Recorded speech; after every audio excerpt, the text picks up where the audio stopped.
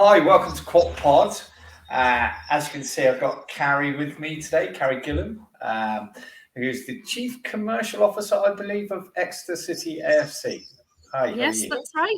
I'm good, thank you. Good. And as you can see, Good to see the new shirts on. still got the tags, but I'm going to take it off, right? And there's a reason for this, because there's another podcast coming up called The Top Boys, but I'm not... I'm not going to take my top off. I've got my Hell t-shirt on, and I'm going to say good morning to you with my Hell mug, which I received from Simon Lane. So thank you very much for that from the Hell guys. Right, Carrie, good morning. Let me introduce you a little bit first. If I get things wrong, right? If I get them wrong, please correct me. You joined us in March 2022. Yeah, I certainly did. Obviously a woman in football. You follow Denise Watts at Exeter as a senior woman in football, and Karen Brady, and I'm going to do a little shout out for Hannah Dingley at Forest Green Rovers, who's just become a football manager, right? So women in football, Quad Pod. And just so you know a little bit about us, we've now been going 7 months. We've interviewed 6 fans clubs. It's not all about Exeter City, but most of it is. We've got a community of fans across 20 odd countries now. I'm going to claim, because I've been doing a bit of analysis of football clubs, that Torquay United have got 4,700 subscribers. Quad Pod is catching them up. And we may beat Torquay United. Sorry, useless fact for you. So, Carrie, introduce yourself. Tell us a little about yourself personally, a little bit about your background, because I know a lot of Exeter fans are still like, who's Carrie? So, I tend to kind of stay behind the scenes a little bit. So it's, but it is good. But so I've moved over from South Wales. I'm Welsh by heritage, so born and bred in Bridgend. But I was previously working for Scarlets Rugby, so another really nice community club as well. So it's been quite nice to make that move into another community club. My parents moved down here from Wiltshire. My sisters moved down here from Wiltshire. So it seemed after COVID, the natural thing for me to do is to move a little bit closer to my family, having been so far away from them for so long. And when I was looking, I knew I wanted to stay in live sport because I absolutely love live sport, and saw this job come up, and it was just absolutely perfect, and everybody's been absolutely fantastic. So yeah, it was definitely a really sound move for me. Good. And having an 18-year-old daughter that's also thinking the same way, well done you. So you're working for Fans Trust. What's it like? Bit different. It is very unique. There's no doubt about it at all. The really nice thing is that because we're supporter owned, it gives a real focus on the supporters and the people that come to games and getting into that community, which you wouldn't ordinarily get with a privately owned kind of large company. I mean, I've worked in hospitality for about 26 years now, on and off. I've been lucky enough to work overseas. I spent 4 years in the Middle East. All of those type of things. So I've worked for some large companies, and I've worked for some kind of smaller family-owned companies. And I think with the larger companies, you miss that element where, the supporters in this case, or the customer, is actually the focus of the business. They kind of become a number, so to speak. But in this kind of environment where, again, we're trust-owned, so we very much are embedded in the community, a lot of community work going on. Everybody that walks through the door is important, and that's a really nice place to be. And I haven't been here that long, but I'll see people out and they'll know exactly who I am. So there's that really nice sense of friendship and support as well. So a unique setup, there's no doubt about that at all. That comes with its own fair share of foibles at times, but it works. And I don't think anybody can deny that, given the club's still here 20 years later. So yeah, and as you know, a lot of people that are I'm trying to think of the right words, embedded in terms of they really are relentless in terms of wanting it to do well.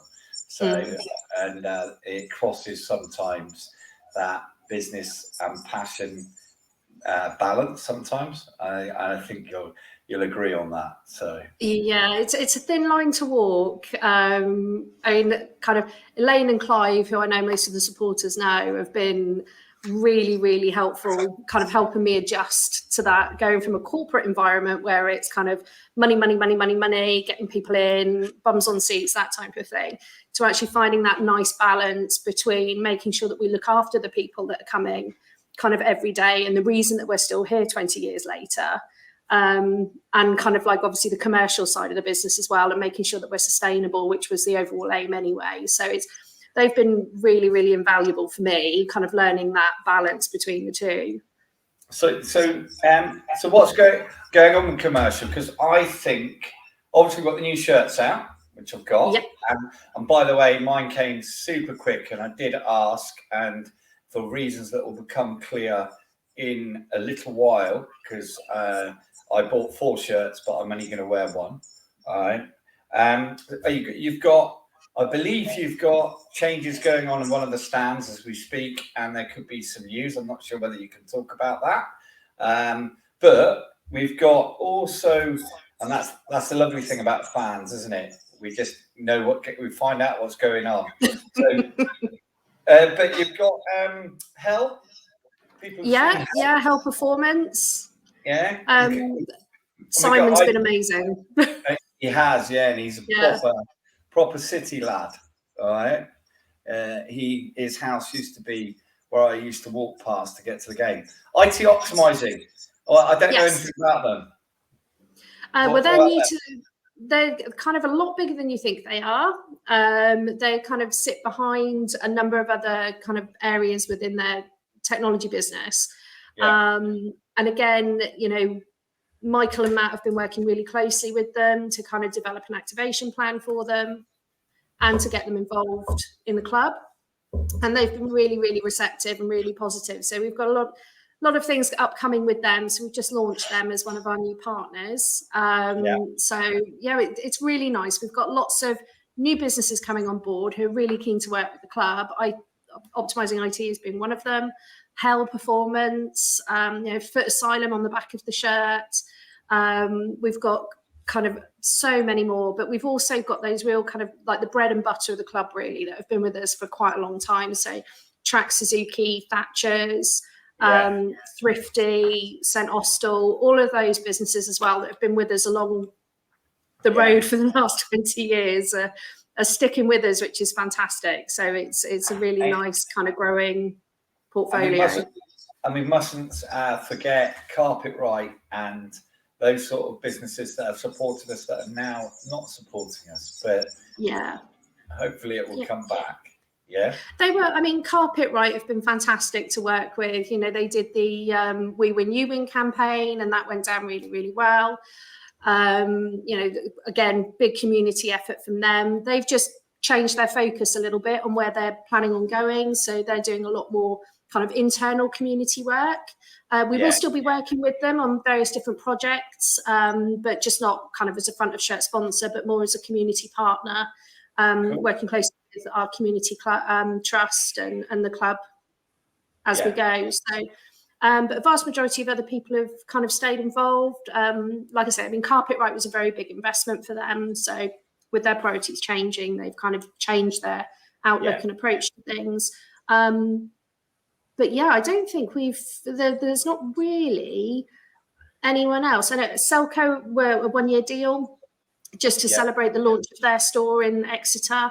That's now been and gone. So they're looking at other ways that they can partner with the club as opposed to being stand sponsorship.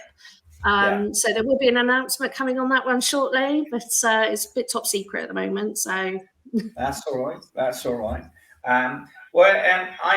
People that know me know that I'm really into the non-match day elements and let's set a scene, right? Corporate hospitality 5-6 years ago was not very good in my opinion. So I have opinions. I know some people don't like my opinion, but I've done it. I've done it at other football clubs. And I think we need to do a lot more in that area. So I'm interested to see what we've got planned or what we're starting to plan for next year. Oh, so well, for the coming season or the season after? I'm talking about the season after. I'm talking about Christmas. Sorry, there's some work going on outside. I thought it was Simon Lane arriving from meeting. Yeah, so I mean, our hospitality package is something that's consistently evolving. So when I first started, we spoke to all of our regular customers, took feedback from them and what was important to them with regards to the package.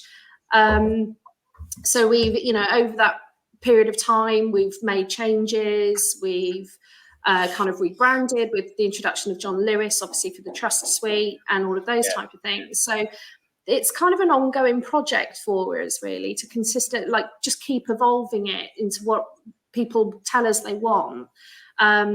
We knew that there were problems with it. Inevitably, there normally is. So we kind of listed those in order of priority, and we just decided to start tackling them one at a time. We've got new caterers on site, which has been really, really, really well received. I'm so sorry. Simon Lane's in the building again. Sorry, Simon. Yeah, it's that time of year where we're getting ready to open. We'll use it as a swear box. A hell of a noise. Yeah, we'll get herred all the time. Go on. So we've got, so it kind of like we made the food a priority, because that was, a lot of people were kind of looking back at what food had been in the last few years and what they wanted moving forward. And obviously we've got new caterers, so they've worked with us really well to kind of adapt the menus. We've got really limited facilities here because it's such an old building, and we're trying to grow and adapt as much as we can.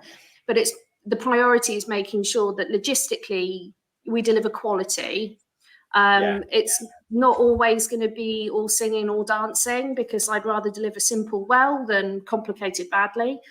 So there's been a big focus on making sure that the experience is there, the facilities are there, our customers are happy. If there are any issues on the day, or after we get some negative feedback afterwards, that's action straight away.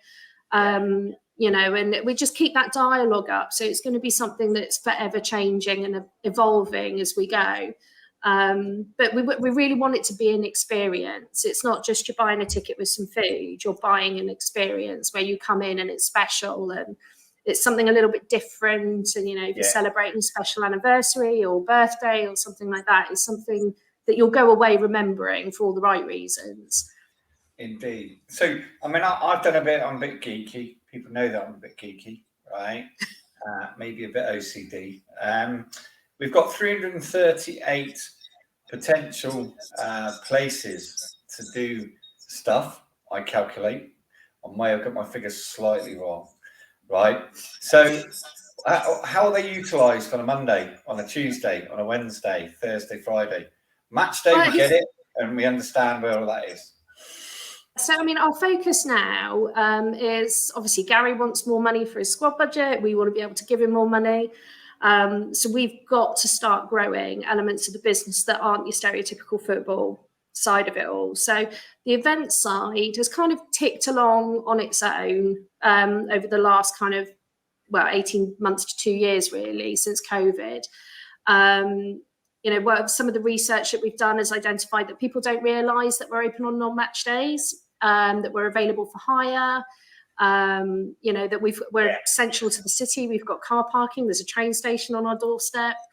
So we're trying to pull together a campaign now, which is going to really build that awareness of what we are and where we are. We've been recruiting for a conference and events hospitality sales exec, and her name's is Cheyenne. She's going to be starting with us in August.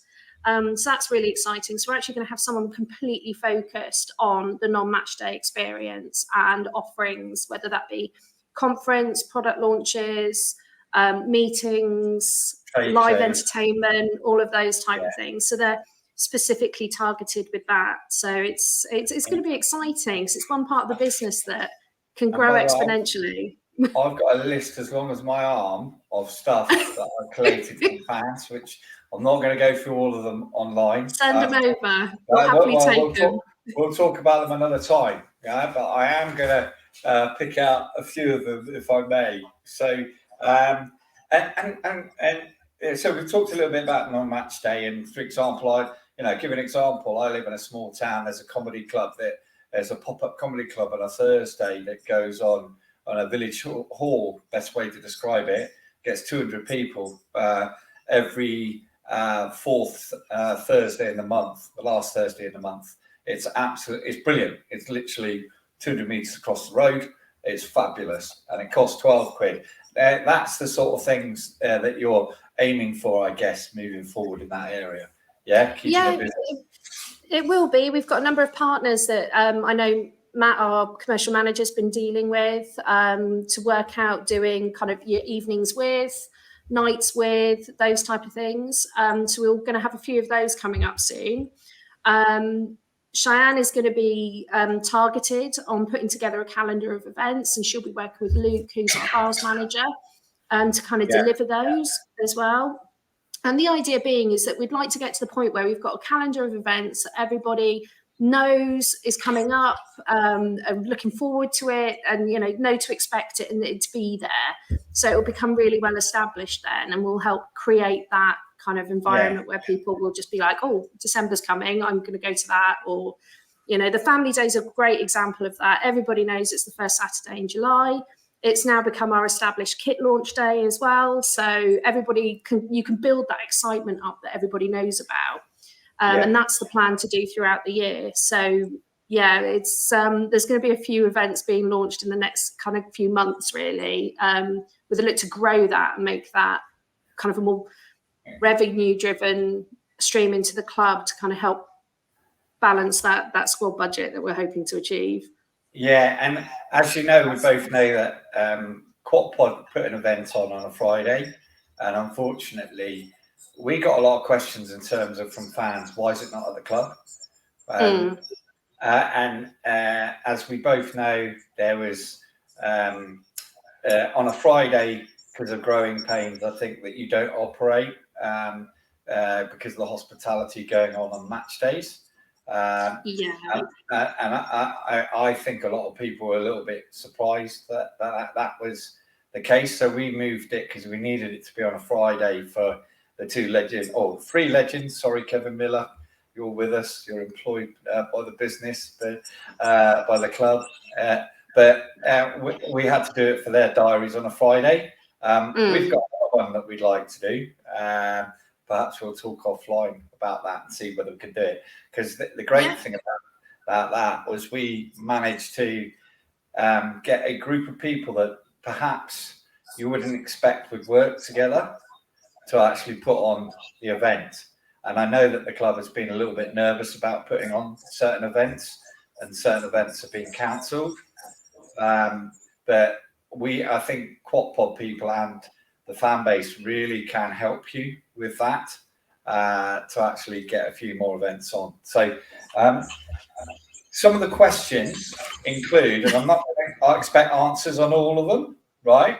So somebody, I said personally, can we do pre-order of shirts next time we have a launch? Somebody said, could we have an ice rink somewhere? Maybe in the car park before Christmas or at the training ground. That same person said, could we do more stuff at the training ground when the team aren't there? It's got a facility. Yeah, the difficulty we've got is obviously the academy they have a much longer season than the football squad do, so they're utilising those facilities up there for the age grades. And during the summer, it's going through a massive refurb, ready for the players coming back for the pre-season. So it's not always possible, but we'll certainly look at options where we can, without a doubt. And like you say, we've got space, and I work with marquee companies and stuff, so I know that it's not too difficult. Match day experience. I got one junior member asked, could we in the kiosks actually have scarce for sale, and maybe we could pre-order. I don't expect you to have answers, so don't worry. Right, I'm not putting you on the spot. Could we have shirts, which we could potentially have a pre-order system that you collect after the match, or lots of stuff around that. I know that there's a bar in the Jungle Path that has mysteriously not been open for many matches. Is that planned to turn into a bar? Yeah, so the Jungle Path bar is open every match at half time. So it's not open pre-match, but it's open at half time. Yep.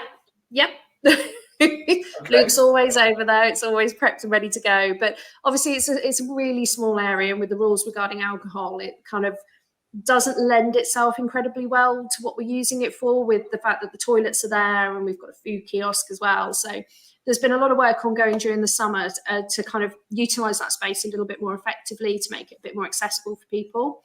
So there have been changes ready for the start of the season to address those issues. But it is open every single game at halftime without fail. Okay, interesting. I shall observe, because that's not been my experience back end of last season. I'll see. Okay, cool. So a couple of other questions I had sent to me. Have you been to many Exeter away games? Have you been to commercial operations around League One and other clubs? Well, I've worked in, like I say, I've been in hospitality for seems like a lifetime, but over 20 years. So on and off in different kind of sporting environments. So I've seen quite a considerable amount of different options. I am trying to get to more away games if I can. I've been up to Bristol, I've been to Forest Green, those type of clubs. But the plan is for me to go to a few more and kind of go out there. But when the invitations come out, we only get so many spaces, so it's not always possible for me to go to them, especially the big games. But it is something that I'm planning on doing a lot more next season, where I can, obviously, to kind of have a look at what other people are doing. There's definitely best practice out there. The really nice thing is that although we're competitive on the pitch, we've got a really nice close network within the EFL between all the commercial teams, which I know Matt spends a lot of time kind of communicating with them and going to conferences to learn best practice, to discuss ideas. We work really closely on the ticketing side with the other ticketing departments at the other teams to kind of make sure that our away fans are happy, their away fans are happy. So although very competitive on the pitch, and we can be a little bit competitive off the pitch as well, we've still got that really nice kind of connection to everybody where we can make sure that we're offering the best that we can. And in terms of Exile fans, here's one for you, right? Because I think they feel that they miss out a little bit sometimes. A deal potentially, here's a thought for you. A deal with a local hotel close to Exeter City, right, for people to stay at, and potentially occasionally during the year having events for them on a Friday night prior to the game at the hotel. Yeah, I mean, it's definitely something that we can look at. We've got some good relationships with local hotels. So, it's absolutely something that we can look at if the demand's there, with no problem at all. Cool. I've got a question that came up from some of the analysis of spend per head. It said in the report that we've only made £18,000 on the fans report from non-match day income, but I'm guessing that's maybe a little bit misleading. Is that right? I'd need to probably go into it in a little bit more detail, if I'm brutally honest. But the reality is that the non-match day event side hasn't been utilised as much as it could be, because we haven't had somebody in that position with the expertise to actually take control of that and really move forward with it. So it's been more reactive than it has been proactive, which is where this new role comes in. It's the one part of the business that we can grow exponentially, essentially. So, it's one of those ones where if we're looking for more revenue into the club, That's where a majority of it is going to come from, and that's the responsibility of Cheyenne when she joins us in August. Good, brilliant. Retail, right? We've got the new shirts out. I've done a little bit of analysis with the research. I'm sorry, I should apologise to the team. The research team have done this and given it to me. So, price of shirt: Plymouth Argyle £50, Torquay £45, Oxford £50, Burton Albion £42.99, and Shrewsbury £35. But we're going to discount that because it's second season, I think. And Forest Green Rovers £45. So, as a fans club, I know we charge £50, but were people given the option to get their trust discount to make it closer to the lower price? Yeah, absolutely. Unfortunately, the system isn't set up where you can get that discount online. So you do need to call the club or come into the shop itself. Right. But yeah, a vast majority of the people, I mean, I was in the shop, 7 behind the desk, albeit I don't know if I was a huge amount of help, on Sunday for the kit launch. And every single person was asked if they had a trust or a season ticket so that they could get their entitlement to the discount. And we also had QR codes there as well, so people could join the trust to benefit from that as well on the day if they wanted to. So it's definitely something that we push to try and make it more accessible for everybody. We are aware the costs have gone up. So, to try and make that as accessible and easy for everybody is the main priority. Cool. And I know Julie Woodgate was asking about shirt supply, and there's a lady whose name escapes me, said that there wasn't any sizes in the junior sizes and under 5s, I believe. Is that because of the time for getting the sponsors deal in place and manufacturer, and where are we with that? It's kind of each different supplier works to a different timeline, and it really depends on where they're shipping their kit from.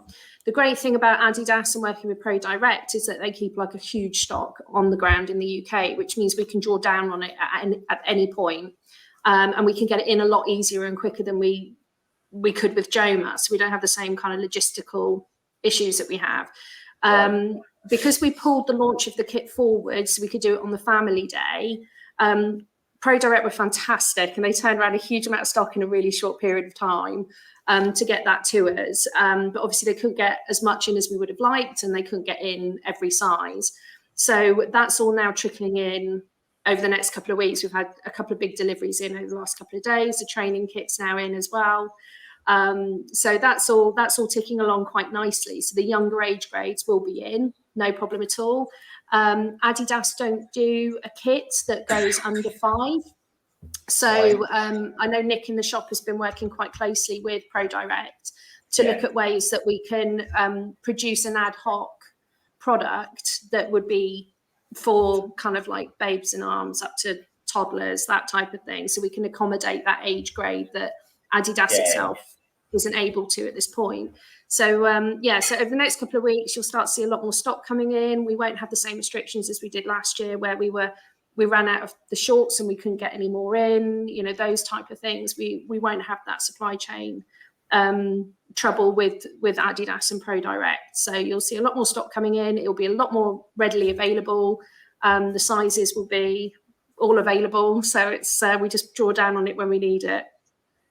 Perfect. And as somebody who runs a business in supply chain transformation and consultancy around e-commerce and supply chain, I fully understand those challenges. And it's good. And this is what's good about this process, because we're going to ask sometimes tricky questions, but we're going to do it in a partnership way so people understand. Because one of the comments I got was, we don't know who the commercial team are. Obviously, they've now met you, right? How many people have you got in your team, by the way?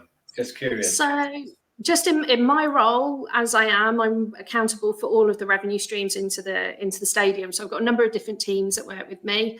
They're an incredible group of people. I couldn't ask for a better team. They're absolute grafters, and they're all aiming for the same thing, which is the best thing for the club. So I've got in our commercial team, that's headed up by Matt Dawes, who's our commercial manager. And we've got Michael Carson, who's our commercial sales executive. And then obviously we've got Cheyenne joining the team as well. So they're going to be a really kind of formidable team to drive the commercial side of the business forward and the non-match day events. Cool. In the ticketing team, I've got Dave Rowett, who's the ticketing manager, who is an absolute guru when it comes to everything that is ticketing. He does some lovely stuff for me, by the way. So thank you. He's brilliant. He's so accommodating. Like the customer service is just brilliant. We've got Dave Jones, who works with him as well. Dave's been involved with the club for many, many years, and so is his wife. And again, we're recruiting for another member of staff within that team to help us kind of deal with the volume of traffic that department's now getting with the sellout games and everything like that, and all the queries and the away games and everything. So to make sure that we're on top of emails, telephone calls, ticket requests, all of those. So we're growing that team. In the shop retail, we've got Nick Wild, and he is the retail manager. So he obviously came over to us from Exeter Chiefs, so he's got a wealth of experience. He's now kind of getting to the point now where the shop is becoming his vision of where he wants it to be. So, you know, that's the products that are coming in of what he thinks is going to be best for the shop and best for the supporters. I know he's in constant contact with the supporters as well. So if anybody's got any suggestions, by all means, just pass them on. If we can do it, we will. If we can't, we'll tell you why we can't. You know, it's a really honest and open dialogue. He used to work in Cody in Exeter, didn't he? Yes, he did. Yeah. So wealth of experience. Yeah, a lot of City fans were pleased that he came. By the way, that question was asked on Exeter by great name, Grecian in Hell. Nice. Yeah. So with Nick, we've got Alex Pope, who is also a coach as well. So he does his own kind of academy style coaching outside of Exeter City, and he looks after kind of all of our reception duties and is a massive support for ticketing and retail. And we've just recently recruited Charlotte as a retail assistant. So she is kind of learning the ropes off Nick. So to give us that kind of familiarity within that team and just make it a lot more accessible to people. Yeah. And then I've got Luke, who looks after all the bars and the kiosks. Luke. Yeah, he absolutely is. But he's a lifelong fan of Exeter City. So he's quite a good sounding board for me in that if there's something that I'm thinking, I can go to him and he'll generally give me a very honest opinion on what I'm thinking, which is great. But, you know, he's, again, our fountain of knowledge when it comes to everything that is liquor related and events. And he's a super grafter as well. He's here all the time, looks after all of our customers, fantastic feedback off them. And then we've got our media team as well. So that's led up by Scott Palfrey, who is our media and comms manager. And he has Zandy, who works for him, who does all the video content that we see going out online and everything like that. Incredibly talented at the video content. And Craig Bratt, who looks after all of our social media and the programs and everything. So, and he goes to every away game as well to represent the media team. So he's pretty much non-stop once the season starts. So it's I think that's everyone. But Dawn as well. Say again, sorry.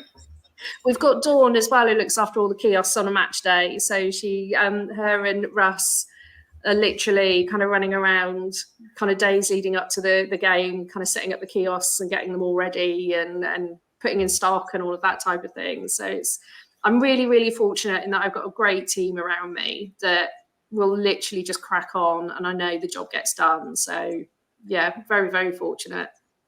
And so on the non-match day stuff, this is brilliant, by the way. Thank you very much. A lot of fans are hoping for a better experience, and I know we've had growing pains to the size of the crowds. 100% get that, right? I think people want to see Mother's Days, Father's Days, weddings, all that. Let's get them going, right? Let's get the and I've got the shirt up again, right? The sea of red and white. We sold 949 on the day. We must have sold over 1,000 by now, have we? Oh, I think we're encroaching 1,200, 1,300. Like we're getting deliveries in all week, and as soon as they're coming in, they're going straight back out again. Okay. So can I suggest we start a campaign? Sea of red and white. Absolutely get every person we can, man, woman, child, hopefully the under fives at certain time in the future, wearing the shirt. It's got the trust on the back. Let's do this. Yeah. No, paint the park red. Definitely, it's what we need. Exactly, and that's where we can help, right? Because we will try and help you do that, right? And also to your point related to skill sets around the park, do not forget there's 3,500 people in the trust, and you'll be amazed at the skill sets that you probably don't even know are there to help you. You know, for example, retail. You know, I've got a brother, for example, who's a retail specialist in a very senior role. You know, they're out there. So abuse the yes. So right, we've been 37 minutes, and you've answered questions as best you can. Big smile on your face, and I really appreciate that for coming on. I'm gonna lower the mood a little bit and just say that, and it's partly because of my family background. I know that the Millwall chairman passed this week, a guy called John Burleson. I just want to say rest in peace to him. We always do a few charity things at the end, Carrie. You know, and I know Millwall thought very highly as a fan base of him, so thoughts are up there. Hoping you'll come on again in 6 months' time, or in 3 months' time, if you like. Let's see what you've got going on. Happy to support and launch. Is that okay for you? Come back on? Yeah, absolutely. I mean, the other thing as well is I attend all the trust forums. So I'm based in the office. I'm happy to talk to anybody if they've got any ideas. I don't have all the solutions to everything, so it is a group effort. You know, together we'll get there. We recognise that we had record attendances last year, so it has taken its toll on the infrastructure of the stadium. It's not designed for that many people when it comes to facilities, but we are working on improvements that are going to hopefully address a lot of the concerns that everybody had last season. But yeah, it's a group effort, and I think that's the benefit of us being a support around, is that, you know, if anybody has any ideas, if there's something you want to see in the shop, if there's any ideas when it comes to match day hospitality, you know, by all means, just either pop in and see someone or just drop it on an email over to us. If we can do it, fantastic. If we can't, we'll absolutely tell you why, and explain why it's not possible. So there's that open dialogue between everybody. But yeah, no, the support we've had from supporters, I mean, me in particular, has been absolutely fantastic. It's been so welcoming. It's hard work, without a doubt. You know, we are a very old club with a very old history, and, you know, things don't always work as they should, but, you know, everybody's in it together, so it doesn't get any better than that, really. I know, and fans will always be relentless at this football club, and also they are very entwined, and we never ever want to go back to 2001 to 2003 period. And for those that can't see the progress that we're making, although we've got growing pains all the way along, you know, just have a look back, because I think there's a generation of Exeter fans at least that are living through a great period and have never really appreciated how bad it was. So, for example, commercial, we used to have, and by the way, he's one of my heroes, we used to have former players becoming commercial managers, like Tony Carrie. We had commercial managers that thought it was good to put a turkey on the pitch and shoot it as match day entertainment. Against Plymouth Argyle. Actually, some of the fans thought that was quite funny, but as you'll appreciate, maybe not what. Bit controversial. Bit controversial, yeah. So, and I know that you've been here, what, a year and Nearly months. 18 months now, yeah. So I apologise, yes, almost. You know, and one of the people before didn't last that long. And the nicest way, we do need continuity, and you know, we need it to develop. So thank you for coming on. Really appreciate it. And I was quite surprised when the club actually agreed to do it. So it was great. Yeah. Have a good day. Happy Friday. Yeah, definitely. Weekend coming. It looks like it's bright sunshine behind you on the pitch, because I can't see a thing. It is. It's blue skies. The pitch is coming along really, really well. The ground staff have done a phenomenal job on it. So it's full steam ahead now to the 29th for the Coventry game. For our first home friendly in a while, it would appear. And then obviously the first game the season starting in August. I've got some ideas on the friendlies, and it was raised at a trust meeting, which we'll talk about off air. So but I've got some ideas for you on that. So no problem. Well, the Coventry game's really special because it's the start of the 20-year anniversary celebrations. And we will be launching our third kit at that game as well. So it'll be the first viewing of the third kit. The squad will be playing in it. So there's lots of activities ongoing around there, and it will be available for sale on the day as well. Cool. And it's 21.5 years of the trust. So I think maybe more. So have a great day, and thanks for coming on. No problem. It's a pleasure. Thank you.